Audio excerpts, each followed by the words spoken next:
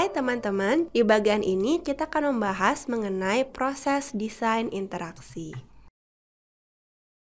Desain interaksi mencakup interaksi antara manusia dengan komputer secara utuh, bukan hanya pada desain dari sistemnya, softwarenya, atau device-nya saja. Karena itu, hasil dari desain interaksi bukan hanya software atau hardware, tetapi juga user manual atau user guide, kemudian tutorial penggunaan, dokumentasi bantuan, dan sebagainya.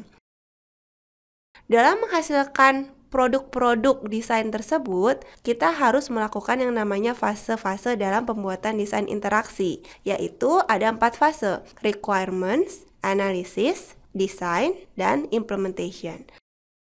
Fase-fase ini mirip dengan Software Development Life Cycle atau SDLC yang terdiri dari planning, analysis, design, implementation, testing, dan maintenance atau monitoring. Nah, mari kita masuk ke bagannya. Nah, di sini dari bagan kita bisa melihat bahwa ada 5 kotak. Kotak yang pertama adalah what is wanted, berarti ini adalah requirement. Kemudian habis itu lanjut ke analisis.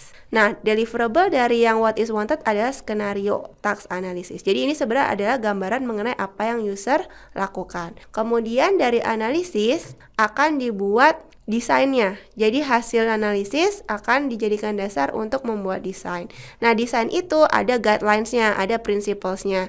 Jadi nanti kita akan membahas prinsip-prinsip desain di sesi berikutnya. Kemudian tidak ada yang namanya desain itu sekali buat jadi. Nah, biasanya ada namanya iterasi. Jadi seperti prototyping, kita punya satu versi pertama, kemudian dites, kemudian dianalisis. Nah, kalau sudah oke, baru nanti dia akan masuk ke fase berikutnya yaitu implementasi. Tapi sebelum itu oke, akan dibuat versi kedua, versi ketiga, versi keempat, dan seterusnya. Nah, kemudian fase terakhir, ketika desainnya sudah oke, baru akhirnya diimplementasi dan dideploy. Implementasi artinya dibuat sistemnya, berarti itu akan masuk ke coding, kemudian masuk ke integrasi dengan hardware, kemudian deploy itu adalah proses integrasi semuanya sehingga bisa langsung digunakan oleh user. Nah, dalam implementasi kita tidak cukup hanya mendeliver hardware dan software, tetapi juga ada documentation dan help-nya. Life cycle dari desain interaksi sebenarnya mirip dengan design thinking. Jadi, di dalam design thinking proses, kita punya 5 fase: empathize, define, ideate, prototype, dan test. Nah, di sini kita akan mencoba melihat kesamaan antara proses desain interaksi dengan proses design thinking. Nah, mari kita masuk ke bagian pertama. Jadi di fase paling awal, desain interaksi adalah fase requirement. Tahap pertama ini kita berusaha mengetahui secara mendalam mengenai apa yang dibutuhkan atau diinginkan oleh user. Di sini kita perlu memahami apa yang terjadi. Misalkan nih, contoh produk yang kita buat adalah produk layanan streaming drama Asia. Berarti kita harus menanyakan hal-hal berikut. Misalkan, bagaimana orang-orang menonton streaming drama Asia sih sekarang ini? Kemudian menggunakan device apa sih? Pakai smartphone atau tablet atau laptop? Kemudian seperti apa sih kebiasaannya? Misalkan ada yang kebiasaannya dia selalu sambil ngemil. Kemudian ada yang kebiasaannya sambil multitasking bekerja di kantor dan sebagainya. Nah, kemudian untuk mendapatkan informasi-informasi tersebut, cara yang digunakan ada beberapa. Misalkan yang paling mudah adalah interview atau wawancara. Jadi kita cukup menanyakan kepada usernya, oh seperti apa sih kebiasaannya, seperti apa sih yang diinginkan, fitur apa sih yang menurut orang tersebut penting. Kemudian kita bisa juga merekam. Jadi merekam kegiatan atau aktivitas yang terkait. Jadi kita tahu, oh mereka tuh menontonnya seperti ini karena kita langsung rekam ketika mereka melakukan aktivitas tersebut. Kemudian bisa juga focus group discussion. Kalau focus group discussion, kita mengumpulkan beberapa orang, biasanya dengan background yang berbeda-beda, kemudian kita interview sambil berdiskusi dua arah. Kemudian yang terakhir, yang paling sering kita gunakan biasanya adalah etnografi. Apa itu etnografi? Etnografi adalah observasi secara langsung. Misalkan dengan datang ke rumah atau ke lingkungan kerja calon pengguna tersebut. Dengan kita datang langsung, biasanya kita mendapatkan banyak insight atau pengetahuan yang tidak terpikir sebelumnya atau hanya kita asumsikan sebelumnya. Nah, untuk design thinking prosesnya, yang namanya proses requirement itu berkaitan erat dengan fase empathize dalam design thinking.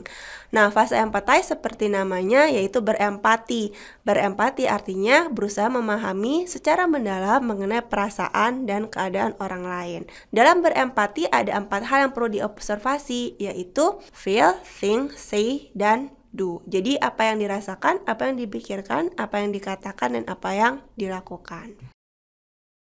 Nah, ketika melakukan etnografi atau melakukan empathize, biasanya kita akan bawa banyak alat. Nah, misalkan ada catatan, ada kamera, ada recorder, kemudian ada juga proses stalking media sosial dari pengguna tersebut. Nah, sekarang kita masuk ke fase berikutnya. Kita akan masuk ke fase analisis, di mana informasi-informasi mendalam yang sudah dikumpulkan sebelumnya dari observasi ataupun dari interview itu kemudian akan diorganisasikan sedemikian rupa, sehingga kita bisa mengenali isu-isu utamanya apa. Nah, dari sini desainer interaksi lebih bisa melihat permasalahan yang dialami orang-orang dalam 3 kategori. Jadi ada yang namanya isu utama, isu tambahan, dan isu lain. Nah, isu utama kemudian dianalisis dan dicarikan solusinya di desain. Kemudian, kalau isu tambahan, kita biasanya ikut pertimbangkan untuk menambah tingkat kepuasan atau kenyamanan pengguna. Tetapi, biasanya isu tambahan tidak seesensial isu utama. Isu lain bisa disimpan untuk agenda desain yang lain. Jadi ini adalah contoh mind mapping dengan menggunakan sticky notes yang biasa digunakan dalam proses analisis.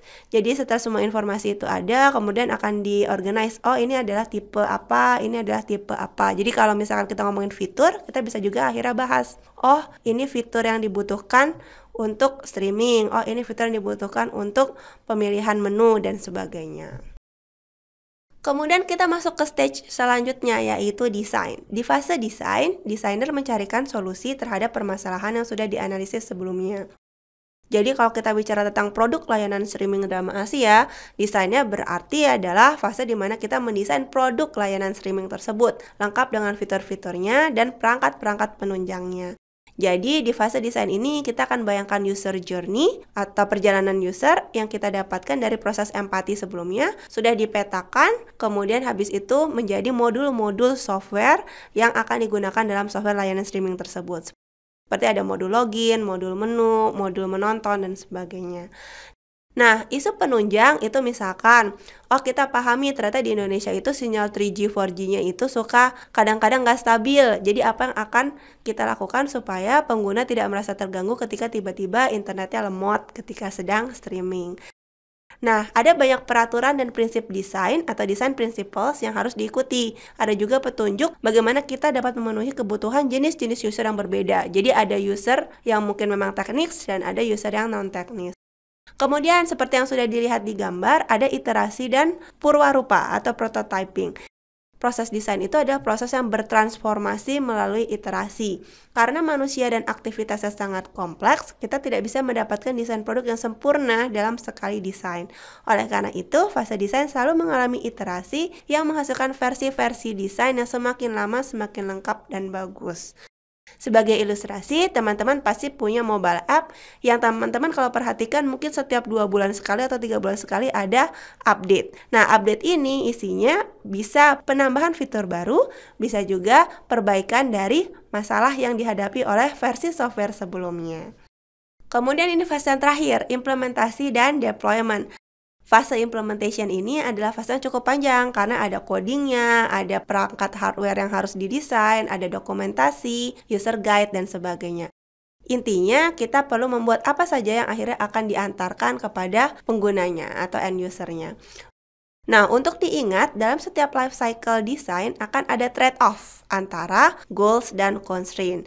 Jadi, kalau goals-nya, misal kita mau buat desain dengan kualitas sempurna, kita harus tahu juga ada constraint-nya, misalkan batasan waktu dan batasan budget. Jangan sampai terjebak pada kondisi di mana kita terobsesi untuk terus-menerus memperbaiki kualitasnya, tapi kemudian akhirnya over budget atau terlambat dari jadwal rilis. Lebih baik yang sudah acceptable, cukup baik kualitasnya, tetapi sesuai budget dan sesuai waktu.